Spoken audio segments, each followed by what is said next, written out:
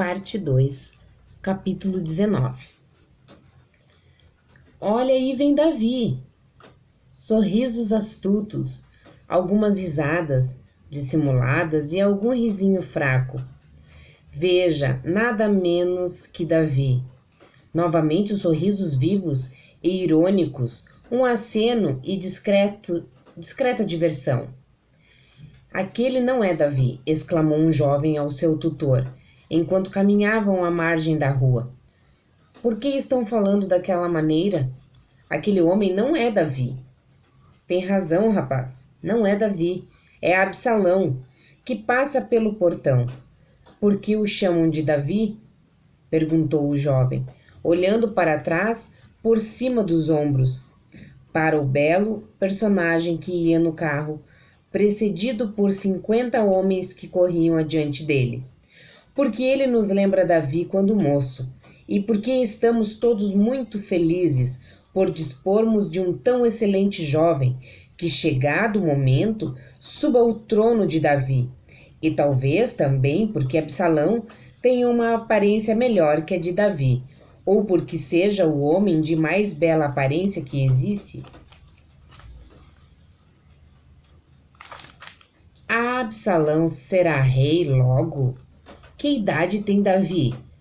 Está para morrer? É claro que não, meu rapaz. Vejamos que idade tem Davi. Provavelmente a mesma que tinha Saul quando seu reinado terminou. Quantos anos tem Absalão? Mais ou menos a mesma idade de Davi, quando Saul tentava matá-lo com tanta tenacidade. Davi tem agora a idade que Saul tinha na época. Absalão é da idade de Davi quando se tornou rei, ponderou o rapaz. Caminharam em silêncio algum tempo. O jovem pensativo falou de novo. Saul foi muito duro com Davi, não foi? Sim, muito duro. Será que o rei Davi irá tratar Absalão da mesma forma? Será duro com Absalão? O tutor ficou algum tempo em silêncio, refletindo sobre a pergunta, mas logo o moço prosseguiu. Se Davi maltratar Absalão, procederá Absalão com a mesma misericórdia que teve Davi? Filho, só o futuro dirá. Você faz cada pergunta. Se quando crescer puder dar respostas, assim como agora faz perguntas, certamente virá a ser conhecido como o homem mais sábio da terra. Os dois entraram pelo portão do palácio. Capítulo 20. O coração da gente entusiasma-se ao conhecer alguém que vê as coisas com tanta clareza. Perspicaz? Sim, esta é a palavra que melhor o descreve, perspicaz. Ele é capaz de ir ao fundo de qualquer problema. Os homens sentiam-se seguros em sua companhia. Inclusive, anelavam passar tempo ao seu lado. Todos quanto conversavam com ele acabavam descobrindo que eles próprios eram mais sábios do que pensavam ser. Essa descoberta fazia que se sentissem bem. Ao ver-no encarar um problema atrás do outro, resolvendo-os em seguida, os homens ficavam sonhando com o dia em que ele viesse a ser o seu líder. Ele corrigiria tantas coisas erradas. Despertava neles uma sensação de esperança. Mas esse homem imponente e perspicaz jamais precipitaria os acontecimentos para apressar o dia de chegar ao poder. Disso estavam todos convencidos. Ele era bastante humilde e tinha muito respeito por quem governava o país. Os que o cercavam, entretanto, começaram a sentir-se um tanto frustrados por terem ainda de esperar pelos melhores dias, quando afinal ele viesse a reinar. Quanto mais se reuniam para tratar da questão, mais percebiam que as coisas iam muito mal no reino. Iam realmente tão mal como jamais tinham pensado, e problemas com os quais jamais haviam sonhado vinham à luz. Sim, de fato, estavam crescendo em sabedoria e perspicácia. À medida que os dias passavam, mais aumentavam o número dos que vinham ouvir. A notícia se espalhava calmamente. Ei, eis alguém que conhece os problemas e tem as respostas. Apareceram os desanimados, ficavam ouvindo, faziam perguntas, recebiam respostas excelentes e começavam a ter esperança. Cabeças inclinavam-se em sinal de aprovação. Surgiram sonhos. Com o passar do tempo, aumentavam as reuniões. As ideias transformavam-se em histórias de injustiças que outros poderiam considerar insignificantes, mas não este ouvinte. Ele era compassivo. À medida que falavam aqueles que o rodeavam, pareciam aumentar em número e gravidade as injustiças descobertas. A cada nova história, os homens comoviam-se, mas com a presença da injustiça, que agora parecia estar desenfreada. Mas também era demais esperar que alguém conseguisse ficar indefinidamente calado. Esse desfile infindável de injustiças era capaz de provocar qualquer pessoa, por mais responsável que fosse. Até mesmo o indivíduo de coração mais puro seria levado a irar-se.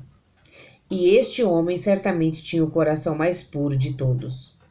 Um homem não compassivo como este não poderia permanecer indiferente a esses sofrimentos, nem calar-se para sempre. Tão nobre caráter haveria de protestar algum dia. Finalmente, os seus seguidores, que ele dizia não possuir, ficaram quase lívidos de raiva.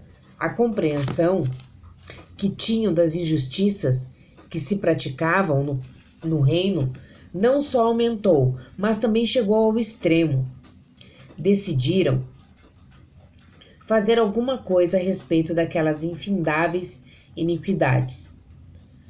Por fim, ao que parecia, o imponente jovem dava a impressão de estar de acordo. No princípio, apenas uma palavra, depois, uma oração. O coração dos homens palpitava de emoção. Reinavam a alegria e o entusiasmo. A nobreza despertava para a ação, mas não. Ele os acautelou para que não compreendessem mal. Estava pesaroso, sim, mas não podia falar contra os que tinham autoridade. Não, absolutamente não. Não importava quão graves fossem suas queixas, nem quão justificáveis, ele não falaria contra o rei. Contudo, ele ficava cada vez mais agoniado. Era óbvio que alguns relatos o levavam à agonia, até que por fim a sua justificada ira explodiu em ponderados e controlados termos de força. Estas coisas não devem acontecer. Pôs-se de pé, os olhos em chama. Se eu estivesse no poder, era isso que eu faria.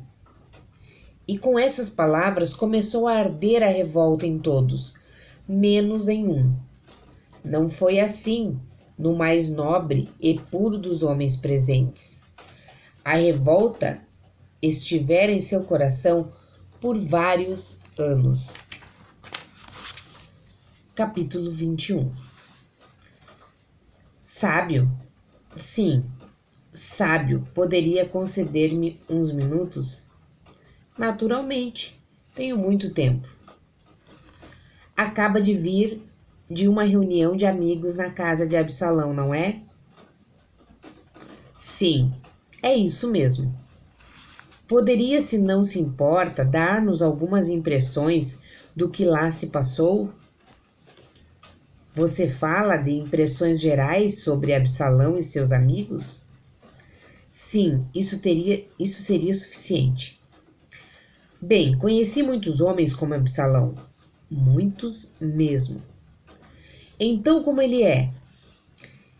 É sincero e ambicioso. Talvez seja uma contradição, mas é verdade. É provável que ele pretenda fazer o que diz, mas a sua ambição perdurará muito tempo depois que descobrir sua incapacidade para cumprir o que promete. Quando se alcança o poder, corrigir a injustiça ocupa lugar secundário. Sinto muito, sábio, mas não entendi. Duas coisas estão na minha mente. Numa das reuniões, quando Absalão respondia às perguntas feitas, deu muita ênfase à ideia de que é preciso haver mais liberdade no reino. Todo mundo gostou dessa ideia. Um povo deve ser dirigido somente por Deus, não pelos homens, disse ele. Os homens devem fazer só o que pensam que Deus quer que eles façam. Devemos seguir a Deus, não a um homem. Creio que essas foram as suas palavras. Noutra reunião, ele falou das maravilhosas visões que tinha do reino de Deus, das grandes realizações de que o povo era capaz. Por outro lado, falou de muitas mudanças que ele introduziria quando a maneira de governar o reino. Embora pareça não ter percebido, fez duas proposições irreconciliáveis. Muitas mudanças, mais liberdade. Sim, de fato, ele me traz à lembrança muitos outros homens com quem estive no decorrer do tempo.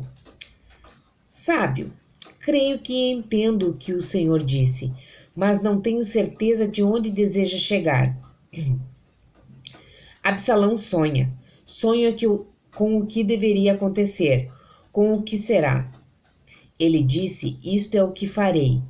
Mas para realizar os seus sonhos, ele precisa da cooperação do povo. É aí que os homens fingem não notar. Sonhos como esse fundamentam-se inteiramente na premissa de que o povo de Deus estará com um novo chefe e que todos verão as coisas como ele a vê. Tais homens não podem imaginar problemas no seu reino futuro. É possível que o povo o siga, e é possível que não. Quando muitos, continuou o sábio, o povo do Senhor seguirá um chefe por alguns dias apenas. Jamais está com alguém por muito tempo. Em geral, o povo faz o que lhe agrada. As pessoas podem ser persuadidas a fazer a vontade de outros por algum tempo.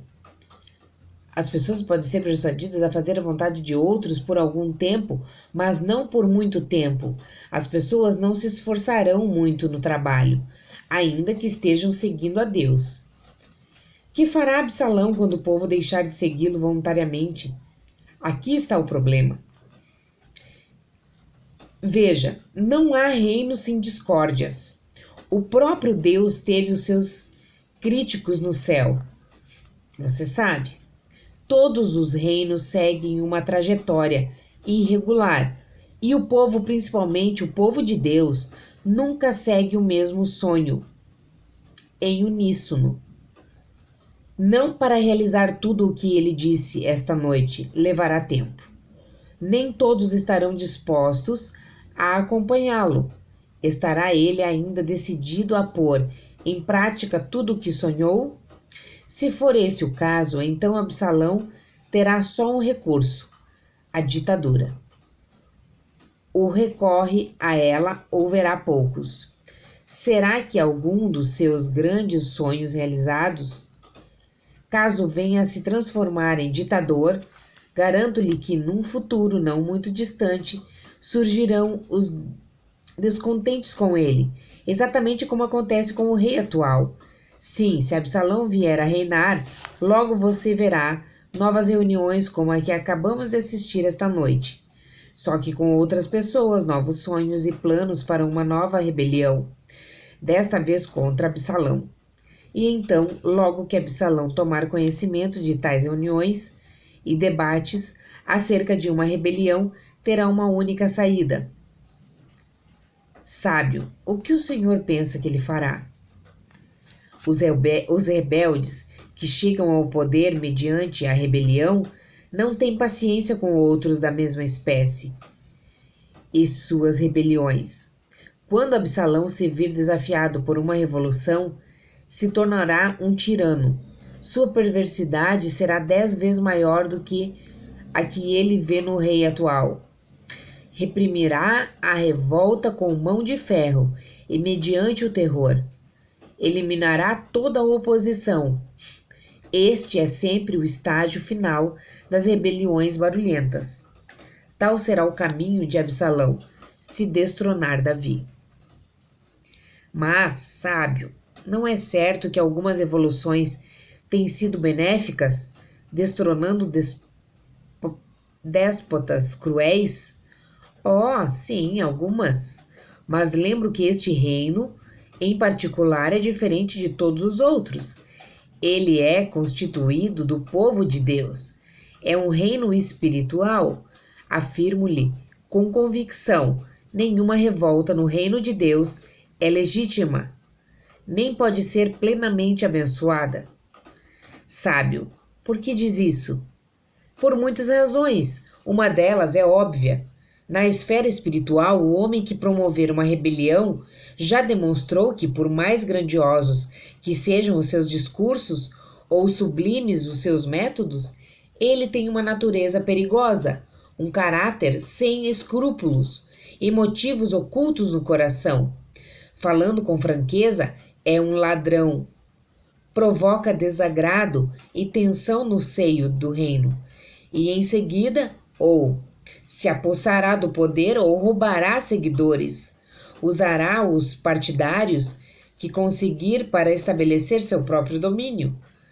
Tão lamentável começo construído sobre os alicerces da insurreição. Não, Deus jamais aprova a divisão em seu reino. É curioso, prosseguiu o sábio, que indivíduos que se consideram competentes para dividir o reino de Deus não se sintam capazes de ir a qualquer outro lugar, a outra terra, estabelecer um reino completamente novo. Não, eles precisam furtar de outro líder. Jamais vi uma exceção. Parece que eles sempre precisam de, pelo menos, alguns seguidores, previamente moldados a seu gosto. Começar sozinho e com as mãos vazias só afugenta os melhores homens. Indica também claramente a certeza que tem de que Deus está com eles. Cada uma de suas palavras verdadeiramente analisadas fala da sua insegurança. Há muitas terras ainda não exploradas nem conquistadas. Existe muita gente noutros lugares esperando para seguir um verdadeiro rei, um verdadeiro homem de Deus. Repito, por que os aspirantes a reis e profetas simplesmente não partem silenciosos e sozinhos, descobrem outro povo em outro lugar e aí fundam o reino que imaginam? Os que dirigem rebeliões no mundo espiritual são homens indignos. Não há exceções. Agora preciso juntar-me ao desfile que passa. Diga-me, sábio, qual o seu nome? O meu nome? Sou a história. Até o próximo capítulo.